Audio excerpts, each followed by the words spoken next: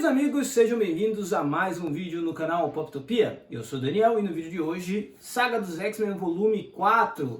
Tem os mutantes voltando das guerras secretas, tem a vampira sendo cada vez mais importante para a equipe, também a chegada de uma personagem do futuro dos mutantes, uma batalha épica entre o russo da equipe e o irmão do Professor X, o Ken Marco, o fanático. Essas e outras muitas emoções, mais detalhes depois da vinheta.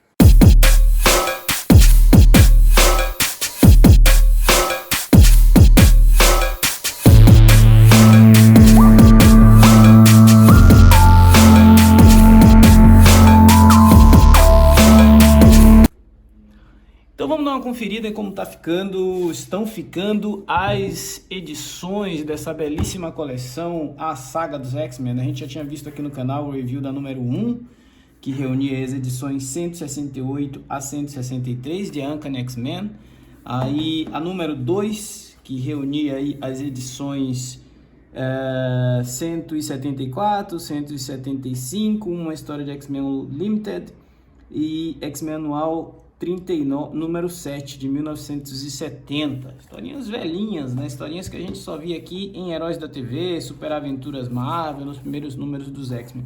O terceiro volume, que foi o último que eu fiz review aqui no canal, e tem as edições The Uncanny X-Men 176 a 181. Ele termina com aquele gancho do Professor X e os jovens dos X-Men estarem em Tóquio logo depois das Guerras Secretas, né? Eles estavam lá combatendo um dragão que me parecia ser da mesma espécie que o Lockheed. E essa história ela se passava exatamente após os eventos das Guerras Secretas, os X-Men voltando daquele evento lá no mundo bélico. E aí a gente chega neste número 4, que é justamente mostrando essa condição da equipe ainda não ter chegado em casa, e ele começa justamente deste ponto. Então, X-Men, a Saga dos X-Men número 4 é, na verdade, uma edição em capa cartonada, né? Com 144 páginas, o preço de capa de R$ 36,90, e reúne as edições 182 a 186, e mais um material aqui de Marvel Treasury Edition. Para quem está sempre curioso para saber da lombada, olha só, a gente tem uma lombada aí minimamente alinhada, né, nessas 4 primeiras edições. E agora voltando para o conteúdo, já falei bastante de formato, a gente tem aqui nessa edição as histórias Loucura, Ele Nunca Me Fará Chorar, O Passado do Dia dos Futuros, O Passado dos Dias Futuros, Inimiga Pública, que é uma história da vampira, Morte em Vida e O Leão e o Carcaju. Essas histórias têm como equipe criativa Chris Claremont, Barry Windsor Smith, Mary Jo Duff, John Romita Jr., Barry Windsor Smith e Ken Landgraf.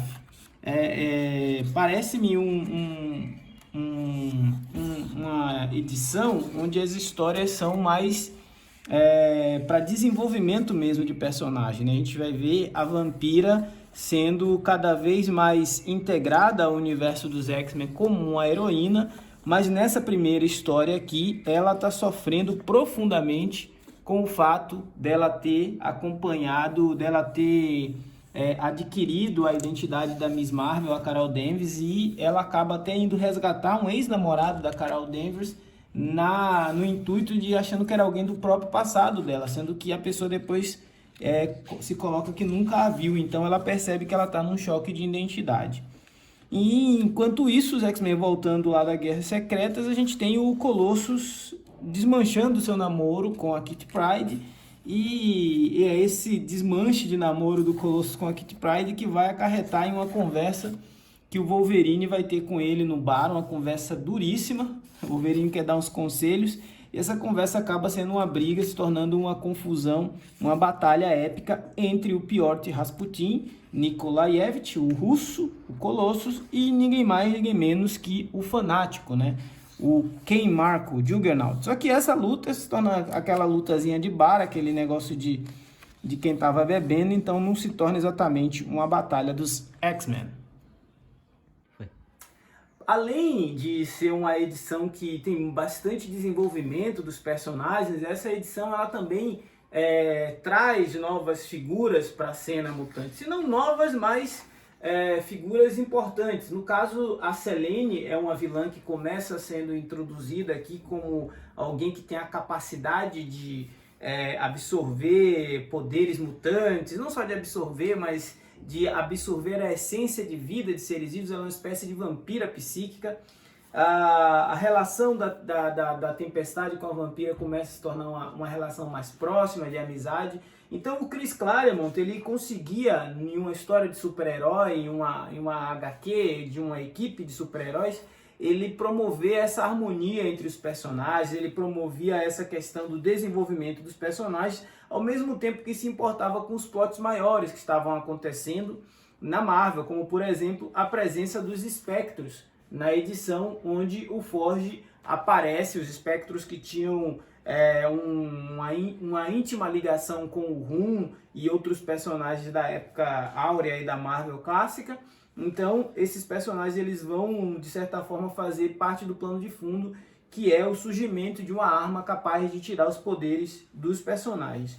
O outro ponto extremamente positivo dessa edição é a história ilustrada, que é a edição 186, pelo Barry Windsor Smith, um dos mais lendários criadores da Marvel, que já fez, entre outras coisas, aí, o Arma X, e tem o seu Monster sendo lançado aqui no Brasil depois de tanto tempo. Então ele justamente é a história onde a Tempestade descobre que perdeu seus poderes em função de um equipamento criado pelo Forge. Então essa é uma edição bastante interessante, bastante rica em material, e como os demais volumes, entrega muito para você que é fã da franquia Mutante. Então a saga dos X-Men hoje ela é um prato cheio para qualquer colecionador de quadrinhos e uma obrigatoriedade praticamente para quem é fã de X-Men.